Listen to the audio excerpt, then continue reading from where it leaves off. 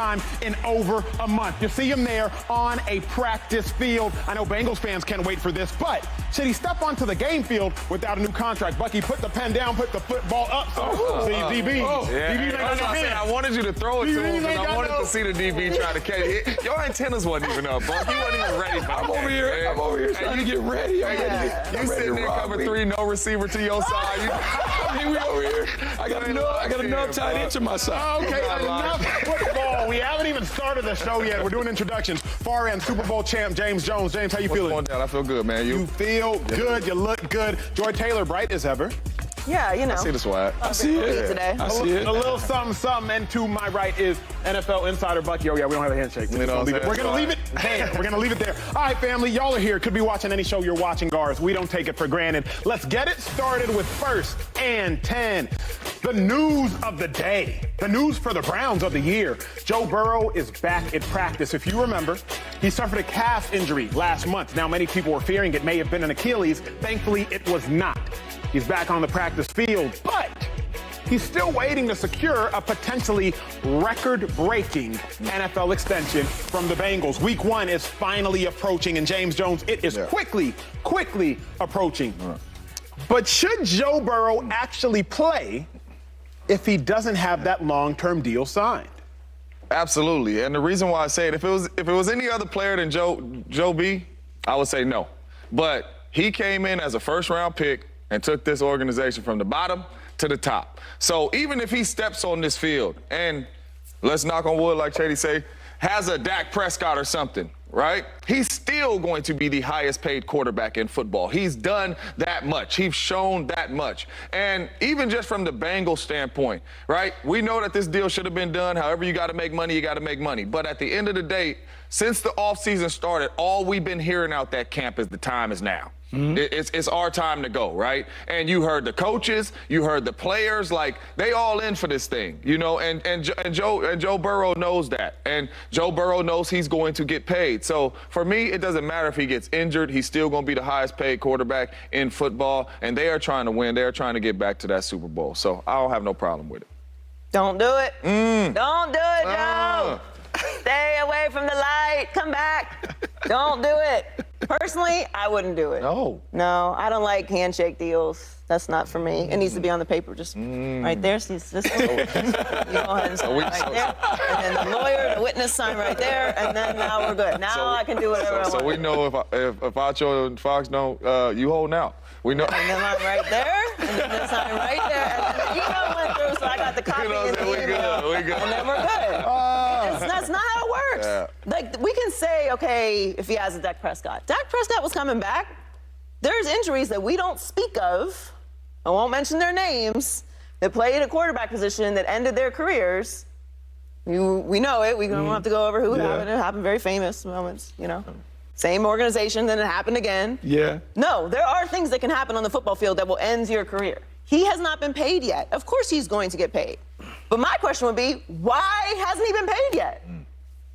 That's a Bucky Brooks question. But why? Well, he hasn't been paid because you want to be the last one at the table. Because, No. Here's what we know. He is the last one at the For table. quarterbacks, the price tag never goes down.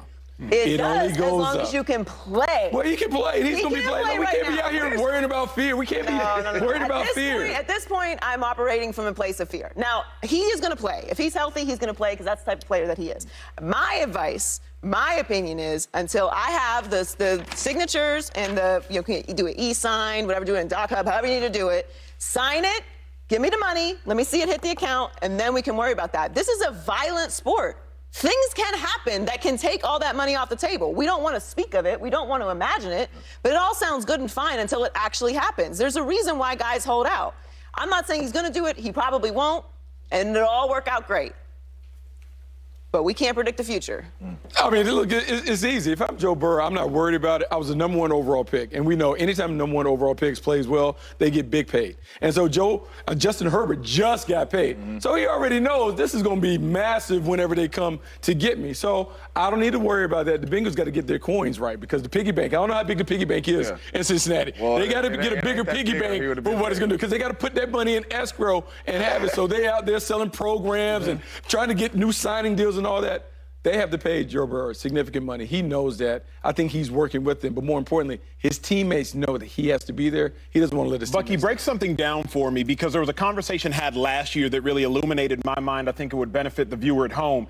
When you say they got to have the money in escrow, an ownership team, a group, they can't pay a player guaranteed money if the money is not actually there, if the owner does not actually have the money. Can you educate me and the viewer for a moment? So what happens is when you see the guaranteed money or the signing bonus, you have to have that in an account. It's just like buying a house. When you put the money in escrow, it has to sit up in there. So you make these big promises about, oh, we're going to pay you $160 million. Yeah, cool. We're going to put that in the bank to make sure that he gets all of his money. And so the thing is, you see the different levels of ownerships in terms of their wealth. So when everyone was mad at Jimmy Haslam because he paid Deshaun Watson that guaranteed money, because he could write a check and be like, oh, that's cool. Put all that away. I don't need that.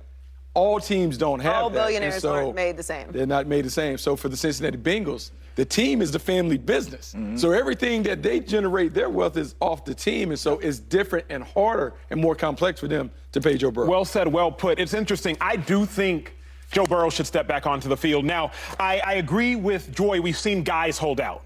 But the operative thing is quarterbacks are different in my mind than any other position. Nick Bosa, hey, do your thing. Get your bread. Hold out for them 49ers. Chris Jones, you won a couple Super Bowls with the Chiefs. Do your thing. Get your bread. But what's so unique about quarterbacks is from peewee to middle school, even lunchtime quarterback, which so many of y'all even watching this show have been, you have to be selfless. As a quarterback, you have been trained selfless. Team before me. When you win, oh, it was everybody else's fault. Oh, shout out, Bucky did a great job. Joy did a great job. James did a great job. But when you lose, it was my fault. It was all on me. So Joe Burrow, I don't believe, has the luxury of being selfish in this moment, because there are certain things that money cannot buy. And chances at a Super Bowl is that thing. Joe Burrow, you can go buy a ring online, but it's not the same. Yeah. The Cincinnati Bengals started slow last year, lost to the Pittsburgh Steelers, then I believe they lost to the Dallas Cowboys Cooper Rush led. That is why they didn't have home field. I believe home field probably would have played a difference when they had to go to Arrowhead, ultimately losing to the Kansas City Chiefs, who they had beaten the year before en route to the Super Bowl. So I don't know that Joe Burrow has the luxury of sitting out. But for me, and that's a really good point, for me, the D tackles, if Chris Jones shows up to training camp and plays in a game without a contract and tears his ACL, he's not getting paid. That's a good point. If Bosa comes in and tears an ACL, he's not getting paid. It's going to be, hey, maybe a franchise tag or something like, but the long-term deal is not coming. What Joe Burrow has done since he's came into the National Football League, if he has that, if he tears another ACL or whatever, he's still getting the bag. What if he doesn't tear an ACL? What if he Alex Smiths it? Then that's the price you take. But what do you mean it's the price you pay? What are you talking about? What do you mean it's the price you pay? If he has an Alex Smith injury, he's not getting paid the same as if he tears his ACL. Of course. If he tears his Achilles. I think, but Bucky I'm talking about risk reward here. This is a violent sport. Yeah. Alex Smith is not the first player that we've seen have that injury. No doubt. Who did it first? Lawrence Taylor, Joe Theismann. This is a possibility. I'm not like throwing out some conspiracy theories here. I guess, but how easy does that happen? It's kind of like Bucky's point is like, Joe Burrow can't step on the field. No athlete at any point in time can step on the field thinking that could happen. And you bring up a phenomenal point of risk reward. If you think about Theismann or Alex Smith or even our linebacker Shazier for the Pittsburgh Steelers, you're talking about 1, 2, 3, call it 10, call it 20 players. Yeah. There are thousands of them. So when you think about the risk reward, I think Joe Burrow's probably calculating what are the chances, because Joe Burrow has had a very bad injury. MCL, LCL his rookie year, came back the next year, went to the Super Bowl. So while that is a possibility, I think when you calculate as Joe Burrow or even the Bengals ownership, it's like he can't think of that. No, he can't think of that. His people. After he's been paid, once the check has hit, we don't worry about those things. We're out here. But for me, too, what we got to understand is this was the first overall pick. So it's not like he got Brock Purdy signing. We were talking about the difference between getting almost $300 million. No question. I know and that. Never getting another NFL contract. But I understand that, but what I'm saying is Joe Burrow's not worried about money. So it's kind of easier to go do something if you're not worried about the bread. If you already got $50, $100 million in the bank, whatever you got from being a first rounder, endorsements and all that, like, yes, you're going to get that, but I can take the field, and if I do get hurt, I still got $50 million. Or I'm not talking about just getting hurt. And I understand what Joy's saying, because there's a risk. So that's not one for him. So what you would like to think is happening, we all have representatives. 100%. Somebody got on the phone and say, look, so my guy, I don't know, he may come, but if he comes and it goes awry, he at least got to get with Justin Herbert back. Of course. If not, of course. I don't know if he's going to show up on Sunday. That's still a handshake deal.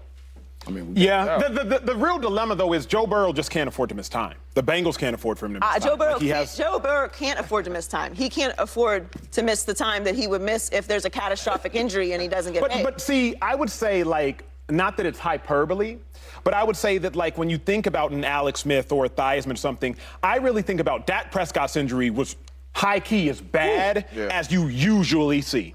Right, Alex Smith happened maybe 8 years ago. Somebody would have to correct me off camera. But Dak Prescott, I think the bone broke the skin. Oh, it was bad. Like, not only did he break his leg, my brother's broken his leg, the bone broke the skin. And the Cowboys still said, okay, 160. Yeah. Lamar Jackson, who is known notably for being the greatest runner at the quarterback position ever, had a PCL injury so bad that he missed the final 6 weeks of the season. They went to the playoffs, and he still couldn't play. Mm-hmm. And they still said, you know what? We will make you the highest paid at the position. And none of that had anything to do with the money, I'm sure. Him not coming back. He said no. That's what we. He said no. Yeah, Lamar.